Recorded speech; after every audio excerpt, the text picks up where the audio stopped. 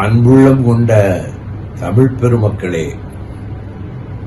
தமிழகத்தில் பொது ஊழியம் செய்கின்ற ஒரு சாதாரண தொண்டனாகிய இந்த வைகோ ஏறத்தாழ 7000 கிலோமீட்டர் நடந்திருக்கிறேன். ஆனால் நான் கீழே விழுந்ததில்லை. இப்பொழுது 4 நாட்களுக்கு முன்னர் நெல்லைக்கு சென்றிருந்த இடத்தில் தங்கியிருந்த வீட்டில் படிகளின் வழியாக ஏறாமல் பக்கத்திலே இருக்கக்கூடிய திண்ணையிலே ஏறினேன். அப்படியே அலைமலைத்து இடதுபுறமாக சாய்ந்து விட்டேன்.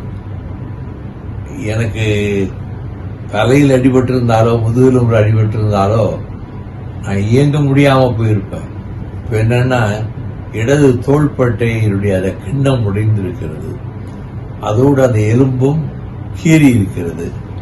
அதனால் அங்கே உடனே டாக்டர் முரளியிடம் காண்பித்து அவர் உடனே நீங்க மெட்ராஸுக்கு போகணும், சென்னைக்கு போகணும், அங்கே போய் நீ ட்ரீட் பண்ணணும் அப்படின்னாங்க. நான் போய் டாக்டர் தனியாக சேர்ந்துக்கிட்டு யோசனை கேட்டேன். அவரு அந்த எக்ஸ்ரே இருந்து வாட்ஸ்அப்பில் அனுப்பி வச்சோம். ஒன்றும் பயப்பட வேண்டாம், நீங்க கவலைப்பட வேண்டாம், உங்களுக்கு ரெஸ்ட் தேவை, இப்போ இந்த ரெஸ்ட் இதில் கிடைச்சிருக்கு அப்படின்னு சொன்னாங்க.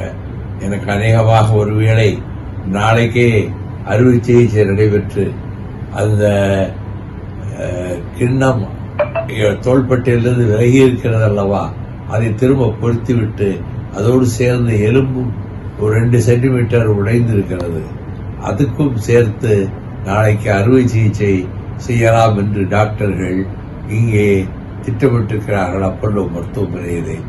ஆகவே நான் நன்றாக இருக்கிறேன், முழு ஆரோக்கியத்தோடு வருவேன். எனக்கு முன்பு போல இயங்க முடியுமா என்று மட்டும் யாரும் சந்தேகப்பட வேண்டாம்.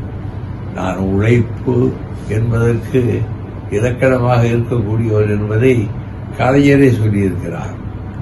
ஆகவே நம்முடைய தோழர்கள், பொது வாழ்வில் அக்கறை உடையவர்கள் எல்லோருக்கும் நான் சொல்லிக் கொள்வது, இந்த நாட்டில் மேலும் தமிழ்நாட்டுக்கு செய்ய வேண்டிய சேவைகளை செய்வதற்கு காத்துக் கொண்டிருக்கிற வைகோ முழு நலத்தோடு பரிபூர்ண ஆரோக்கியத்தோடு வருவேன் என்பதையும், எனக்காக கவலைப்படுகிற உள்ளங்களுக்கு என் நன்றியை தெரிவித்துக் கொள்கிறேன் என்பதையும் இந்த நேரத்திலே சொல்லுகிறேன்.